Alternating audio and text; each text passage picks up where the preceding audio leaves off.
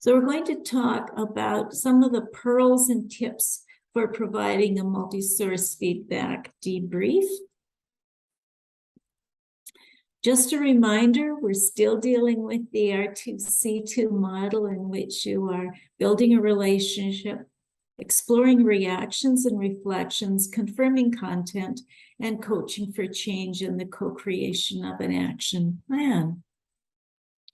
So one of the most important things is to prepare, not only to prepare the doctor and let them know what the expectations are, both beforehand, however the communication goes, but also for you yourself to prepare before you begin to do coaching.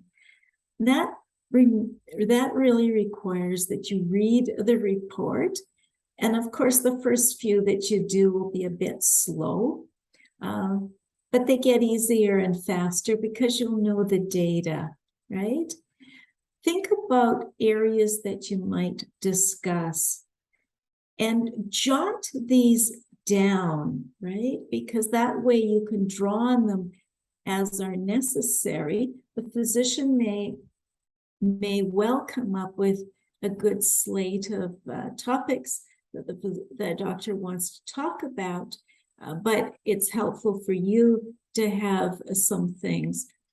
As Michael mentioned in a previous session, sometimes the doctor wants to go to the negative and the things that are troubling, but you really need to be able to also talk about the strengths. Did you notice that?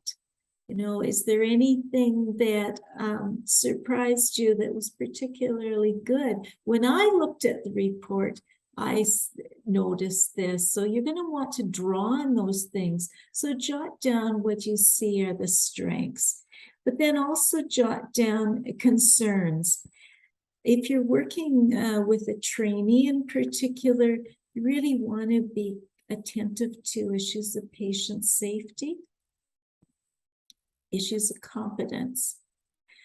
You may spot behaviors, particularly in narrative, not always in the quantitative data, but often in the narrative data that suggest maybe problems with teamwork or collegiality.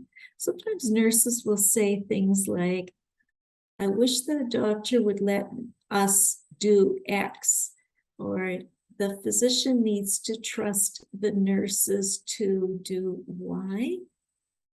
Those may well come up, and you want to be thoughtful about, maybe there's an issue here with how the physician works with others. You also want to be thoughtful about signs of burnout or stress. The last thing you want to do is be aiding and abetting physicians leaving the profession, right? But sometimes doctors get themselves into a bind where they're working far too many hours, seeing too many patients, and you want to be able to be thoughtful about that. So as you prepare and read the report, jot down your ideas. And then think about the environment. Now, most of these will be done by Zoom, possibly by phone. If you're working with trainees, you may be doing a face-to-face depending on your setting. However you're doing it, you really want to be sure that the person is respected and they feel comfortable talking to you and divulging information that they might not tell others about. And that's why one of the reasons why you want to find out as much about the doctor's context and background and work as you can, but also to share some of your own experiences. And then Michael said in another session, be curious. You know, this is about open-ended questions. And while you may have a long list of questions you can ask, be judicious. This is not a staccato performance where you zip through a whole series of questions, but, you know, take it slowly initially, you know, help me understand. get the doctor to critically reflect on their report, what they saw. And then as you look at the report, think about where the self-assessment score is quite different from the score that the colleague provided.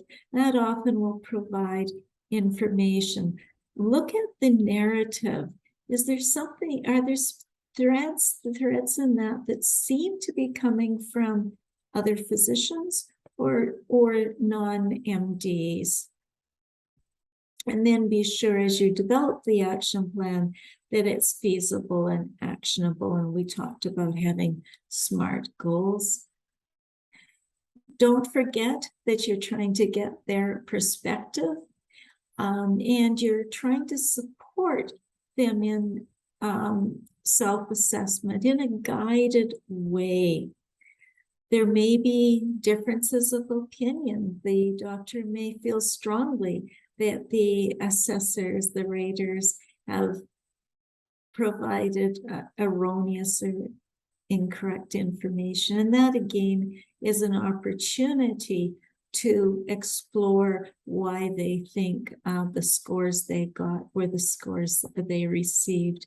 And that may be a helpful way of helping the physician overcome some of the problems.